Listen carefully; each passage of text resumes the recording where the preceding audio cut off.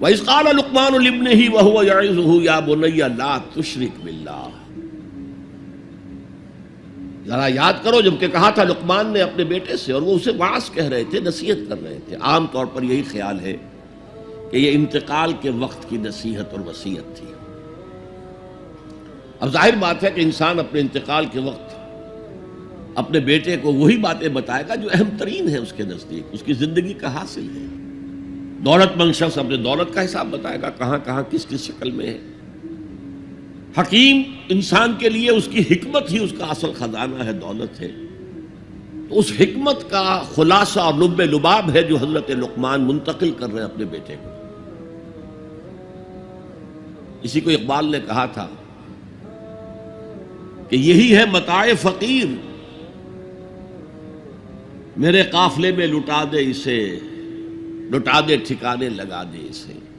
میرے پاس جو حکمت ہے، جو بھی میں نے قرآن سے اخذ کی ہے حکمت، یہی کچھ ہے۔ ساقی متاع فقیر، اس اے ساقی متاع فقیر یہی کچھ ہے، میرے قافلے میں لٹا دے اسے، لٹا دے ٹھکانے لگا دے اسے۔ اب حضرت لقمان کیا کہہ رہے ہیں؟ پہلی وصیت، پہلی نصیحت، اللہ کے ساتھ شرک نہ کرنا۔ یہ بھی عقل کا تقاضا ہے۔ یہ پورا نظام کائنات کا اتنا مرکزیت لیے ہوئے ہے، اس کے اجزاء آپس میں اس طرح مربوط ہیں کہ یہاں کنٹرول کسی ایک ہی ہستی کا چل سکتا ہے، دو کا نہیں۔ دو کا ہوگا لفسدتا، اللہ کے سوا بھی کوئی الہ ہوتا تو کائنات میں فساد ہو جاتا۔ ایک کی مرضی یہ ہے، دوسرے کی یہ ہے۔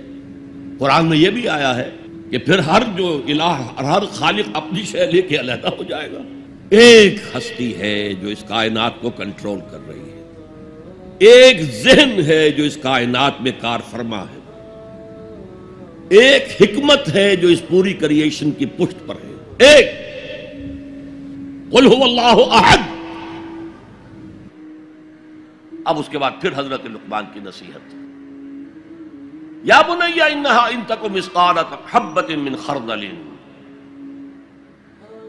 اے میرے بچے، انہا اس میں عمل کا معاملہ ہے، عمل سیئہ ہو یا حسنہ ہو، ہا کی ضمیر مؤنث آئی ہے۔ انہا نیکی ہو یا بدی ہو، انہا ان تکو مثقال حبۃ من خردل، اگر وہ رائی کے دانے کے ہم وزن بھی ہو، پھر وہ نیکی یا بدی، فتکن فی صخرۃ، کسی چٹان کے پیٹ میں گھس کر کیا گیا ہو، او فی السماوات، یا فضاؤں میں کیا گیا ہو، خلاؤں میں کیا گیا ہو، او فی الارض، یا زمین کے پیٹ میں کیا گیا ہو، یات بہ اللہ، اللہ اسے لے آئے گا۔ کائے کے لیے لے آئے گا؟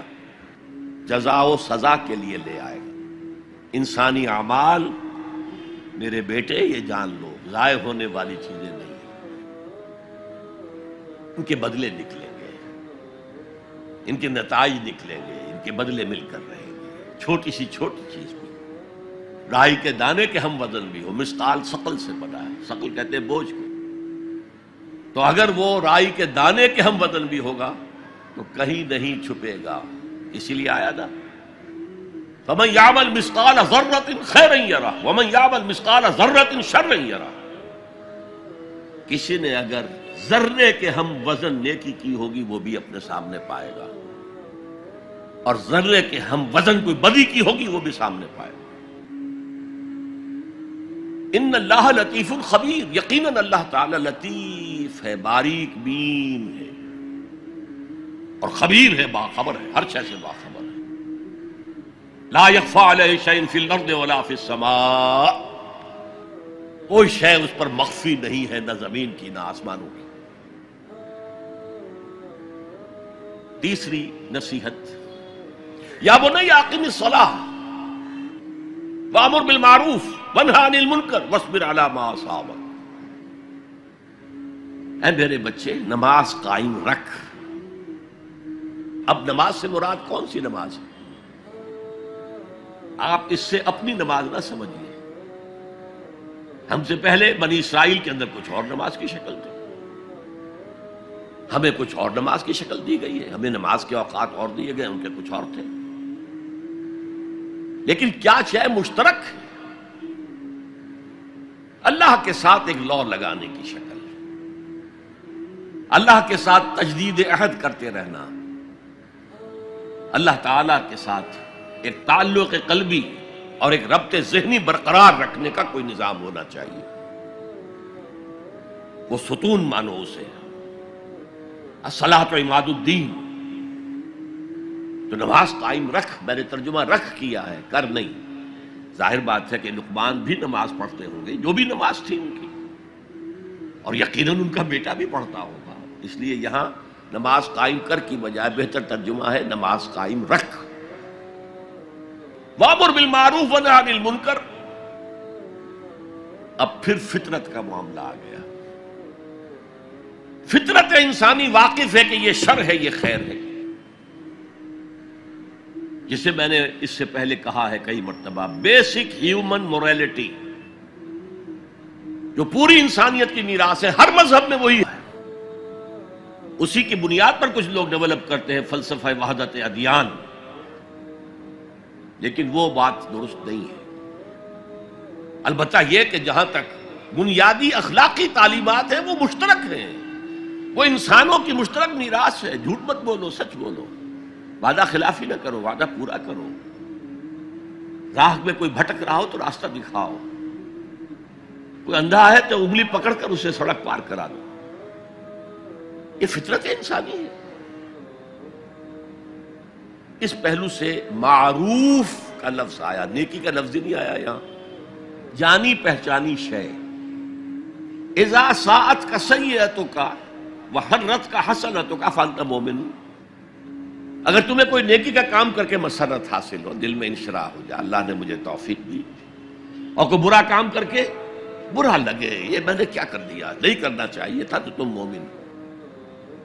تو معروف شے ہے، جانی پہچانی چیز ہے نیکی، اور منکر ہے، فطرت انسانی ابا کرتی ہے برائی سے۔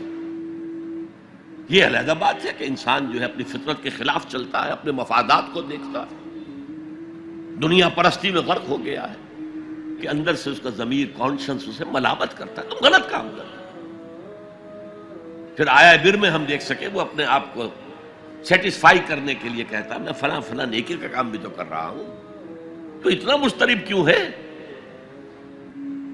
تو یہ سارا معاملہ معروف منکر، یا بنی اقم الصلاۃ وامر بالمعروف وانہی عن المنکر، اے میرے بچے نماز قائم رکھیو۔ انتقال کے وقت کی یہ وصیت ہے، اور نیکی کا حکم دیتا رہیے، معروف شے کا پرچار کریو۔ یہ وہی مضمون آ گیا سورۃ العصر کا، والعصر ان الانسان لفی خسر الا الذین آمنوا وعملوا الصالحات وتواصوا بالحق وتواصوا بالصبر۔ یا بنی اقم الصلاۃ، یہ عمل صالح، شرک سے بچ گئے، یہ ایمان ہے، توحید ہے۔ وامر بالمعروف ونہی عن المنکر، حکم دے نیکی کا، بھلائی کا، معروف کا، اور روک منع کر منکر سے، جس سے ابا کرتی ہے انسان کی فطرت، جس میں وہ جانتی ہے کہ یہ کام اچھا نہیں۔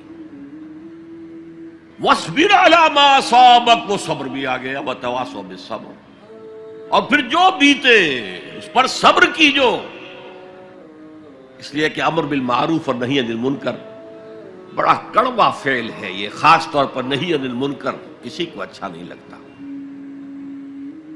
ریزنٹمنٹ ہوتی ہے۔